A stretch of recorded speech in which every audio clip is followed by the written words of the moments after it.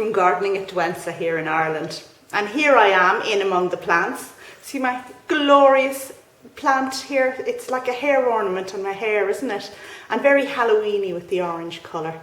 And behind me I have the Oncidium, which I'll feature surely in a very short time, but it smells like candy floss. So that's a very kind of sweet image to take with you on this Halloween.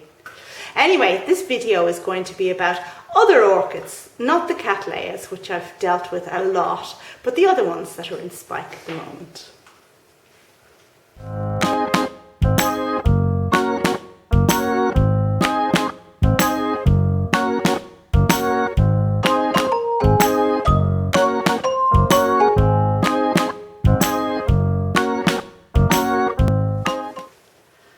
So these are the orchids I want to talk about today, and they're mostly quite small actually, surprise, surprise, but I'm going to talk through them now a little bit and give you the lowdown, let's just say. And the first of my little orchids in spike is this lovely Aerangis that I just bought not very long ago, and as you recall it came in spike, and this is the spike, look at it. Fantastic. So I can't really claim a lot of credit for that. But the good news on this Aerangis citrata is that it has a second spike coming now. Look at that. I'm not sure I can get it into focus, but yeah. So that's really, really exciting. And you know, it's potted in really, really coarse bark, but the roots seem to be doing very well. Oh, I can't get it out just now, but yeah, I'm really looking forward to that. Next over is the Galeandra that I also bought just recently, and look at that. Look at those fantastic 3 buds coming there. I cannot wait for this one to come into flower. Cannot wait. Now it's a very small plant, it's kind of a miniature, and I've just placed it in this pot here to weight it a bit because it's in serious danger of falling over. But I don't know how long these will take to open, but they look like they're, you know, they're going to pop any day now. It's wonderful. Next one here is one I featured before. It's my Euchile, and if we look in here, down, down, down, down, down. Can you see a tiny sheath in there? I'm not sure if it's in focus, but yes, this one is producing another sheath, which I anticipate will result in another flower. So happy days. The next plant along is this epidendrum cross called Gold Coast that I also bought recently from Schwerter, and I'm not 100% sure about this, but if we look inside here, I think that might be a sheath. Can we see? Anyway, I'll have my fingers crossed. Again, this is good news because this is just a newly purchased plant. Moving along, we come to Cattleya forbesii, which is producing 3 buds for me this year, and these should open any day now. We can see how tight and taut they are.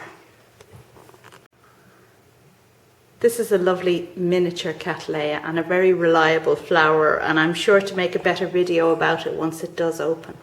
But any day now, that's what I was saying about this one. And it's flanked by this Paphiopedilum, henryanum, a species one. But as you can see, it has 2 spikes this year. That one there. And down lower, a second one. Now this is also an old favourite and a reliable flower, but it's never produced 2 spikes for me before. And it's quite a small plant, so it's an easy and good one to have. Moving along, we have the Twinkle, Oncidium Twinkle, which I bought earlier on this year in spring actually, in full flower, and it looked fabulous then. And it's coming into spike now, but at the moment I only have 1 single spike. Look at that there, which is a bit of a disappointing result, but well, hopefully I'll get more out of it in a little bit. Fingers crossed anyway. And if you've been watching my videos, you may remember when I did a plant swap with somebody from a forum, an orchid swap, and he sent me this gorgeous Miltassia, Dark Star I think it's called. So this is a first flowering, and it's quite an interesting one, big flowers.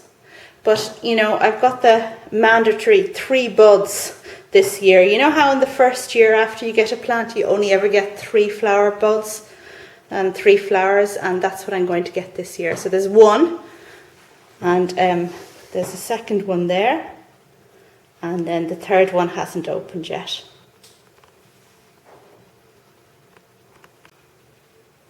And finally, I have a bit of good news about the Gulf Green Hair Pig. Some of you may remember me talking about this plant, and I can't wait for this little baby to grow up and look beautiful, because it's got a fantastic white hairy flower due to the fact that it has a lot of digbianum in it. Now, I had given up on this plant because it just didn't do anything all year. Like, the roots were okay when I repotted it, but it didn't make any growth.